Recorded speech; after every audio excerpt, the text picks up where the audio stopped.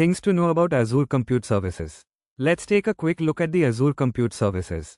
Azure Virtual Machines. Deploy and manage virtual machines inside an Azure Virtual Network. Azure Batch. Apply this managed service to run large-scale parallel and high-performance computing (HPC) applications. Azure App Service. Host web apps, mobile app backends, RESTful APIs, or automated business processes with this managed service. Azure Functions. Use this managed service to run code in the cloud without worrying about the infrastructure. Azure Logic Apps. Configure this cloud-based platform to create and run automated workflows similar to capabilities in Azure Functions. Azure Container Instances. Run containers in Azure in a fast and simple manner without creating virtual machines or relying on a higher-level service.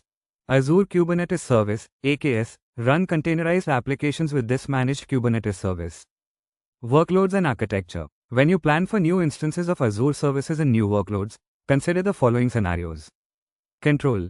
Determine if you require full control over installed software and applications. Workloads. Consider the workloads you need to support, such as HPC workloads or event-driven workloads. Architecture.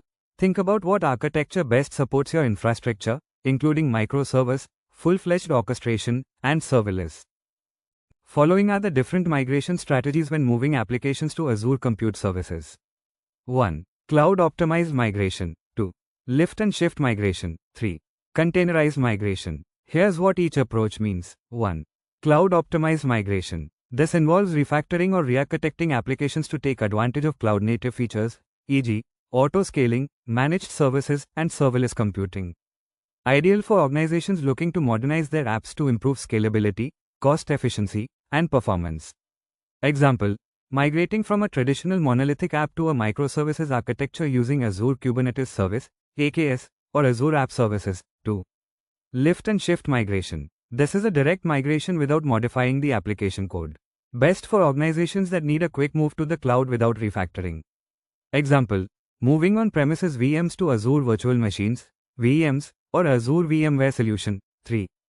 Containerized migration. If your application is already containerized, or you plan to containerize it, you must ensure your cloud service supports container orchestration.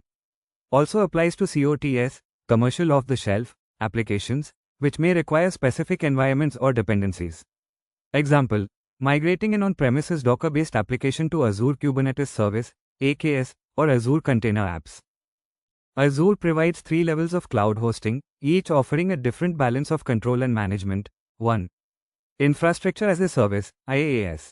What it is: you create and manage virtual machines, VMs, and associated networking, storage resources. Microsoft manages the underlying infrastructure, e.g., physical servers, data centers. You handle OS, software, and application management.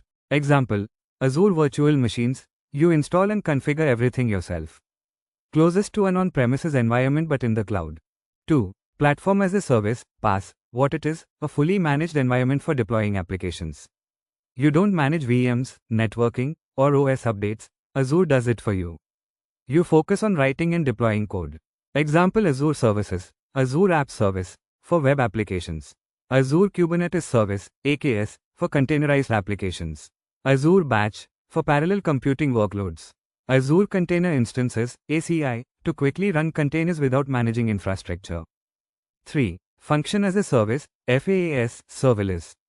What it is: you only write and deploy code, the cloud provider handles everything else. No need to manage servers, scaling, or infrastructure. Azure runs your code on demand. Pay only for the execution time of your functions. Example: Azure Services, Azure Functions, run event-driven serverless functions. Example: trigger-based tasks. Logic Apps, automate workflows without writing extensive code. This picture provides a structured approach to selecting the appropriate Azure service based on whether you are building a new application or migrating an existing one. Here's a breakdown. 1. Building a new application. If you need full control over the environment, you should use virtual machines. If you don't require full control, determine whether it's a high-performance computing (HPC) workload. If yes, use Azure Batch. If no, check if it's a microservices-based architecture. If it's not a microservices architecture, use Azure App Service. If it is a microservices architecture, check if the application is event-driven with short-lived processes. If yes, use Azure Functions or Logic Apps. If no, check if full-fledged orchestration is needed. If no, use container instances? If yes, use Azure Kubernetes Service, AKS.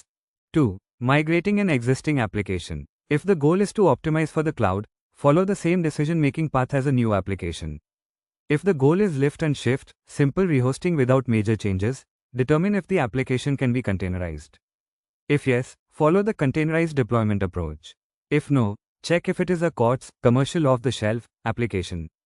If yes, use virtual machines. If no, use App Service. This decision-making process ensures that the chosen Azure service aligns with the application's architecture, scalability, and operational requirements. Thanks for watching. Don't forget to like, comment, share, and subscribe.